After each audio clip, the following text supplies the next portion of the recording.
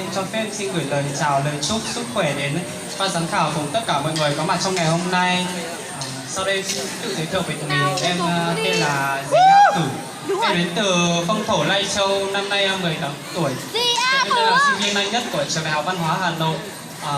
Với ước mơ và sở thích múa thì sau đây em xin trình bày phần năng khiếu của mình với tiết mục múa mang tên Mộng Nhi do em tự biên đạo. Xin mời tất cả các bạn.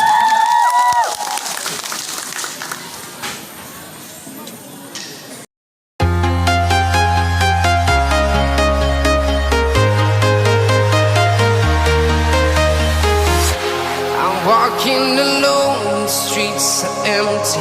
The only thing I can see is my own silhouette. I'm getting stronger, step by step. The clock is ticking, but there's no time for regrets.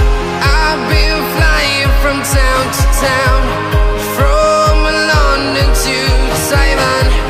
I've been all around the globe, trying to protect your soul. We are heroes tonight. We will fly above the sky. We are heroes tonight.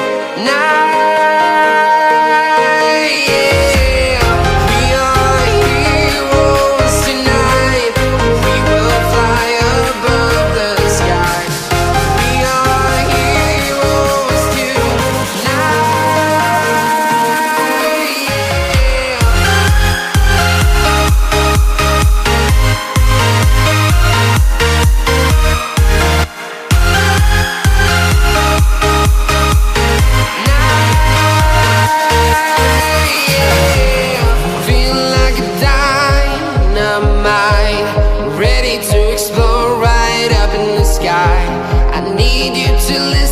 I need you to hear and don't show any fear. I've been flying from town to town, from London to Taiwan. I've been all around the globe, trying to protect your soul. We are heroes tonight. We will fly above the sky. We are heroes tonight. Yeah. We are heroes tonight. We will fly above the sky.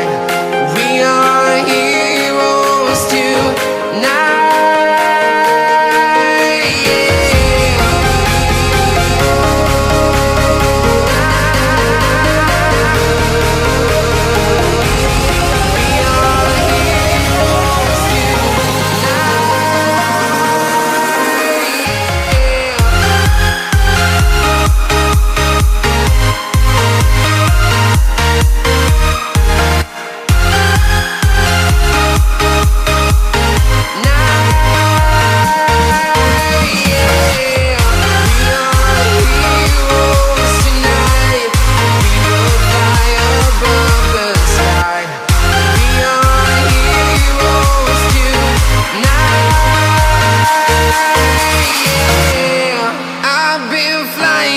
Town to town, from London to Taiwan.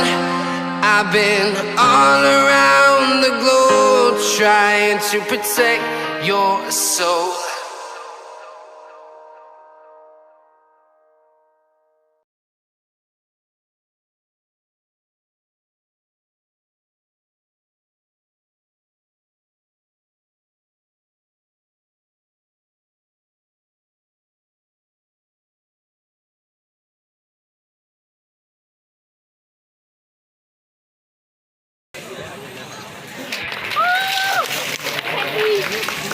Vâng, xin được cảm ơn.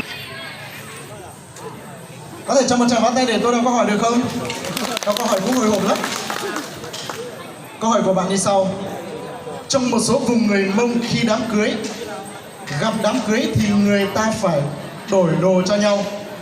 Còn đám cưới gặp đám tang thì người ta sẽ phải đổi tên cô dâu, chú rể hoặc cả hai.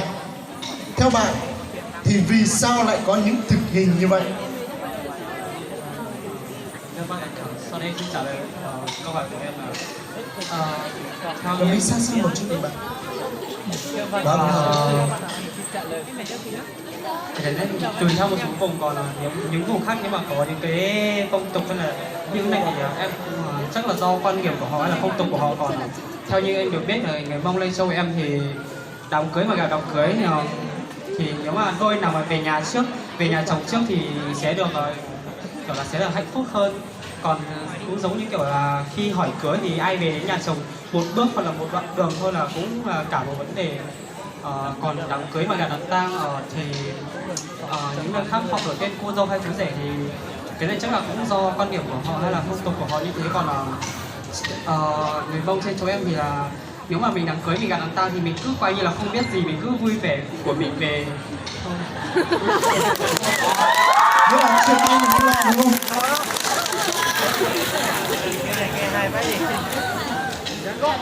Vâng, bạn tiếp tục trả lời hay là câu trả lời của bạn đến đấy là Cái câu trả lời của em đến đây là hết rồi.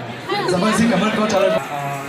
Một quá trình làm áo của chàng trai cho chàng trai người Mông có đoạn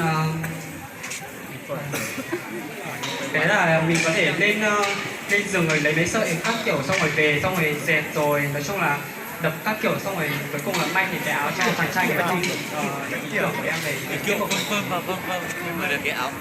một cái quá trình làm rất là công phu và cũng cảm ơn em, chúc mừng em đã hoàn thành tiết mục của mình nhé.